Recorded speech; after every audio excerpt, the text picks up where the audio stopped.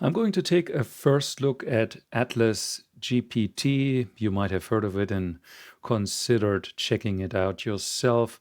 I have not yet logged in myself, so it will be basically a first view experience, so to speak. So when you go to their website, which I've linked under the video, you arrive at this page. Great animations, a lot of anticipation this is building, I must say. And then you put your email address, as simple as that, and submit request access. And then you get an email. In my case, that took, I think, less than a day. So the thing that's slightly confusing is you have to use the same form that you use for requesting access in order to log in. And obviously you have to use the same email address that you have been approved. Let's explore. Here seems to be a selection, surgeon style, resident style. Cool. Let's do resident style. Okay. Technical language suited for residents if most surgical subspecialties and surgeon style. Practicing neurosurgeon. Okay. Good. Student style. That's supposed to be probably something more simple. Patient style. This looks, yeah, this gives us a entirely different interface. Let's go with resident style. That should be good for now. Now, example questions. So these seem to be pre-populated prompts. So in order for us to have an idea of how we could use the tool, basically it's a chatbot interface. So far, I don't see any of the fancy animation, everything that was on the advertisement. Review literature. Dun, dun, dun, dun, dun, dun, dun. Let's give it a review literature prompt. So let's say evaluate the current literature about stomy in traumatic brain injury patients or just in TBI. So using a little bit of an abbreviation, we use the keyword evaluate, as that is something that can go well to say evaluate the current literature. It's also, there's some openness to evaluate. So let's see how the bot will behave. Oh, this can take up to 19 seconds. This is definitely a lot slower than if you were to use, for example, ChatGPT 4. Either they will have fine-tuned a model, which I kind of doubt, or they will have given the bot additional information via RAG, which is retrieval augmented, which means that the chatbot agent will first quiz some documents, some data that has been provided, a knowledge base of some sort, like a textbook style of reference, and then the large language model will basically first try to pull the answer from that resource, and if it doesn't find that, we'll go through the general knowledge. Okay, this is a bit slow to be usable and slightly disappointing. So evaluate is, I mean, we have to, be fair here. I mean, evaluate the literature. This is a multi-step process, so there is several sources. This looks great. I want to know how many. Okay. It doesn't work just with 3 or 4 or 5. It's really giving us 20. I mean, this is cool. Now let's look first at the relevance of that. Poor outcomes in surgical intervention. Okay. 30-day TBI, decompressive. Because this is the usual comparison, if you all might be aware of that, decompressive versus cisternostomy. And obviously there is no clear decision here to be made. And this is why I was asking that question. There's like a back and forth conversation in the literature. And I would like to see if the tool can distill that for us. TBI, okay. So far, I see a lot of TBI, but nothing about actual. Interesting. I mean, we have to go. I mean, here there's a lot about cisternostomy, but the literature found, the literature used does not seem to be at all relevant for the question. Well, at least it's not in the summaries that are given here. That's interesting. Now let's see. Okay, That's what I said. Then there's some definition, proposed procedure involves CSR, thereby reducing, is based on, this is so far so good. Still evolving, this is correct, some potential, but others call for more evidence. This is also true, because I do know the literature on that topic. There are a few points to like, so if you don't have Cherian here in the literature, you haven't done a proper literature research. This I can already say. Now, evidence level, indications. That is true. Limited studies and directly comparing. That is also true. Comparative effectiveness. Some, well, is promising, managing. Dun, dun, dun. Now let's see what we get here. So we get data and tables, and we can flip through that here from the sources. Okay, I mean, it's a neat interface, no question. TBI. So, but my biggest concern is that the literature that was being polled here seems not to be really, really relevant, or it's just not the best literature on the topic. And I know, because, I'm just, writing on that. So that is not it. We cannot change the style now. We can start a new conversation. Can we ask a follow-up?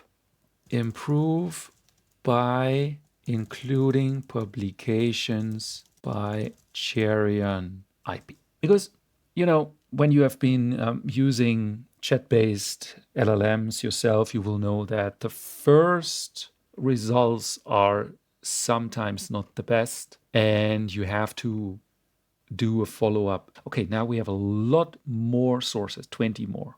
That sounds great. Now let me see. Improving. Sorry, I don't know. Okay, that's not good. That's not good at all. And yeah, that's disappointing.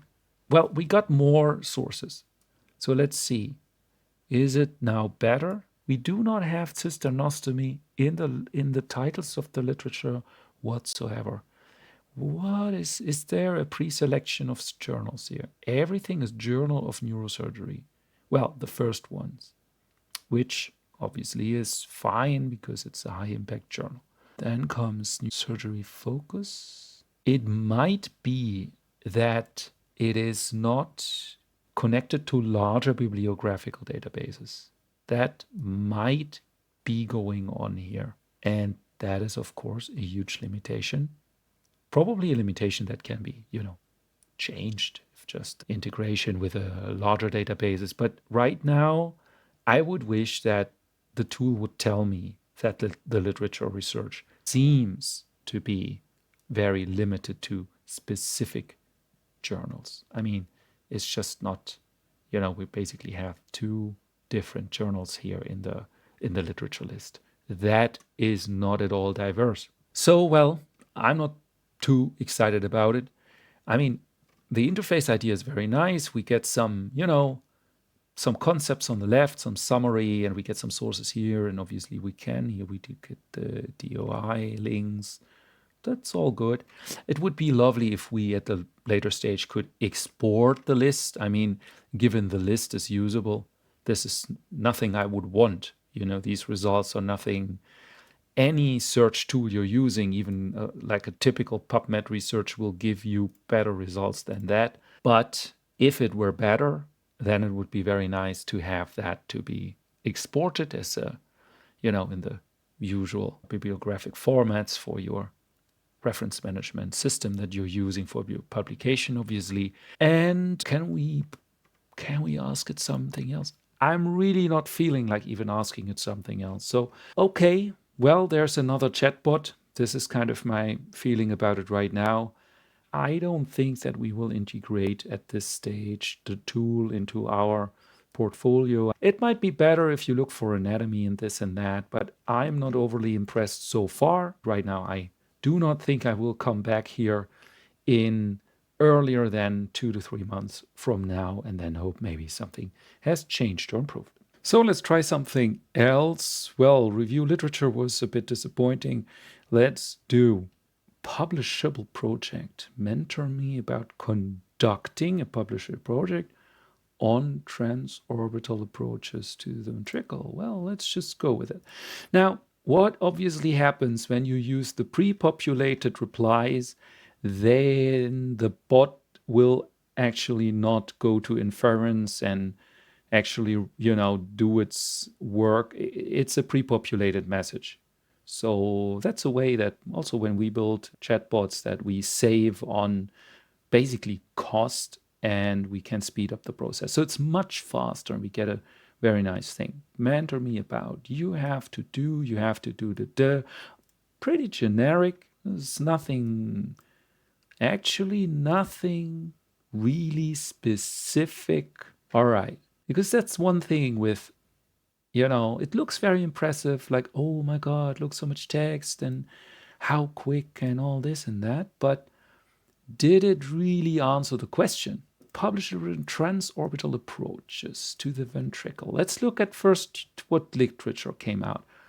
We get a lot from neurosurgical Atlas, so they seem to use, and again, we have a lot of, three different sources, what I see here at a glance, also not very diverse. Anyway, transorbital approach. So this seems to be very relevant, obviously. Okay, also that is relevant. So, okay, some relevance here. I'm not going to spend too much time now on reading all this. This seems to be very generic. Let's go for transorbital. Okay, hypothesis, identify a gap in the current knowledge in this aspect of. Okay, let's do a follow-up. Identify a gap in the current knowledge orbital approach to the ventricle. And now takes longer. See? The moment you give it actually something to do, you are here running on some very low tier API, connecting probably to OpenAI's ChatGPT. But that is not, there's no information about that whatsoever. We have a result. Where does the result start? Here's that was our prompt now. Is less conventional, okay. May not be feasible. A potential gap regarding to the could be the detailed understanding of the long-term outcomes and new cognitive effects of this approach. Okay, so we get actually now a usable reply. That could actually serve as some kind of a starting point for you to develop actually a hypothesis, doing your literature research on that. Has the literature changed? I mean, I do not remember all the 20 sources we had earlier, but I don't think so. And we have now related. Good. We have something. Third ventricle. View by approach. Okay. Okay. So it's a starting point.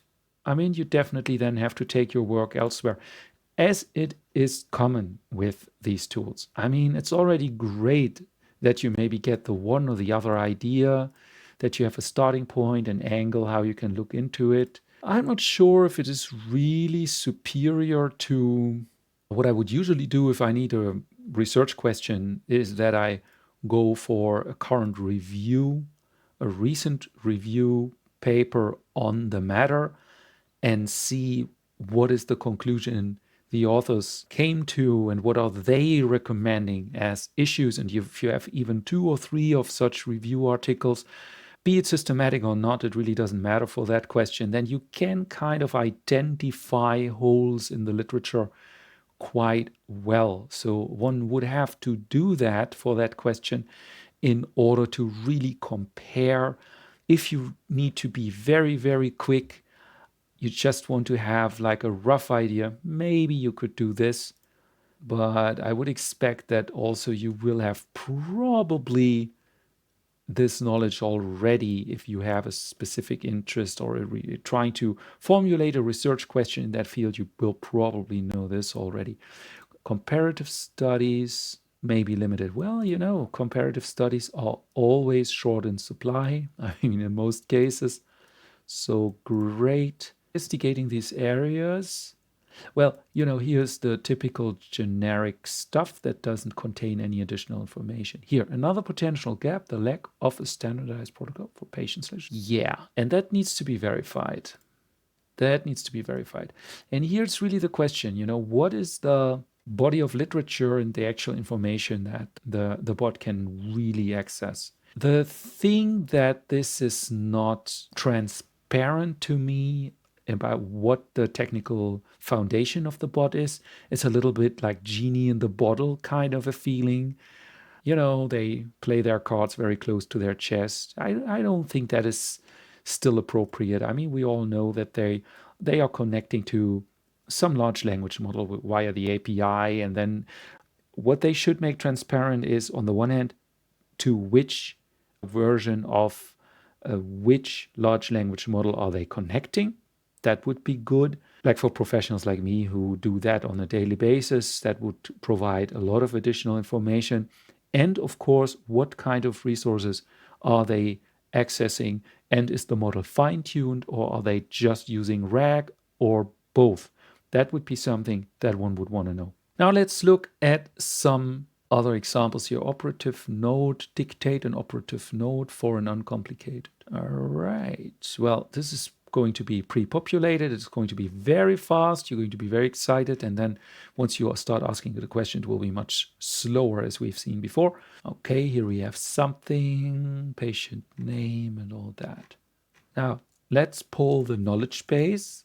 What are frequent complications of this procedure? That will also take a little longer because it has to actually do some work. And I mean, we all know the answer, but I would like to, after that, have it rewrite.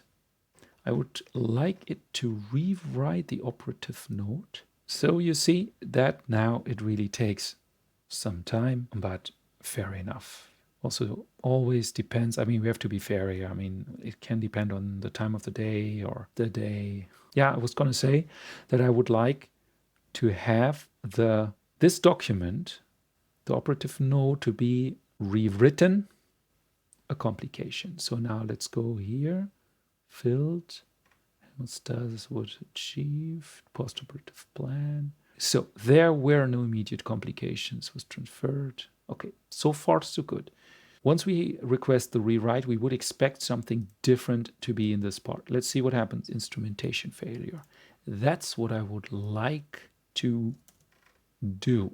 Reoperative node, including an intraoperative instrumentation failure. Well, this doesn't matter, but let's see what happens. That's also going to take a while. So that took a minute, or actually a bit longer than that, but here we have it. Now let's look. Extubated. Where is, we wanted to have instrument failure. That's what we want. Okay. With intraoperative instrumentation failure. CPT code, arthrodesis, decompression, all right.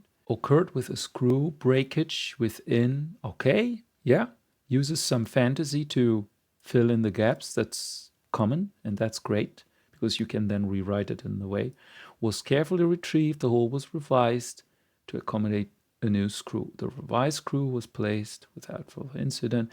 Well, that is nice. That is nice. And we get the updated CPT code. Okay, modified to include, which was managed appropriately in that case. Yes, absolutely. And what do we get here? So that's kind of satisfying, right? So yeah, I suggest you, when you use this direction of the chatbot, is that you reprompt it as until you have the result that you need. But that is common for all the chatbots, that you have to be very specific in what you want and include all the necessary details. So we started only with a very general one without complications. And then when we were adding a complication, it did that well. I did say intraoperative instrumentation failure, but I didn't say exactly what. So you could specify that and then get a good template to work with. Now, how about other languages? Translate the last operative note German. Let's leave it like this.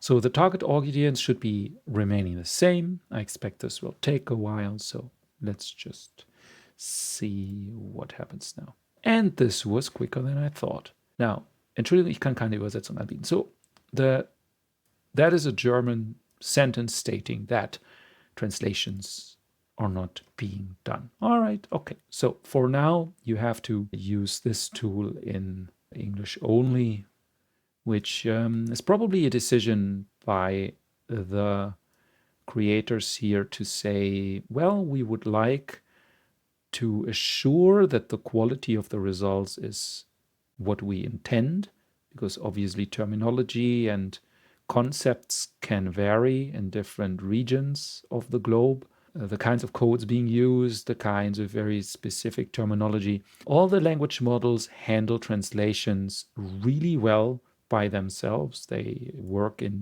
fluently in most languages, and also when it comes to the medical terminology. So it's not a limitation of the large language model being used. It is a limitation that they base prompt the large language model to refuse to offer translations. At least this is what I suspect. So, well, fair enough. So I guess it now comes down to, exploring the capabilities and trying to find solutions for your situation. And obviously what you can also do, or maybe not obvious, so I'm saying it, you can write your prompt fully here, starting with show me, explain, review, summarize. Yeah. So, and then you just tell it what you want. I mean, you can just start with your own prompt. I started with the sample ones just to, have a quick go at the options that the authors here envision, the use cases they suspect to be frequent, and they make a lot of sense. So I hope you liked this little overview. Maybe it could save you some time in, exploring that all yourselves. And since we have a lot of experience here in using AI-based tools in both literature research and working with medical knowledge in general, also creating publications, obviously, through our publication accelerator. And if you like what we're doing, head over to neurosurgery.academy, which will lead you to a Patreon page where you can join for free for regular updates.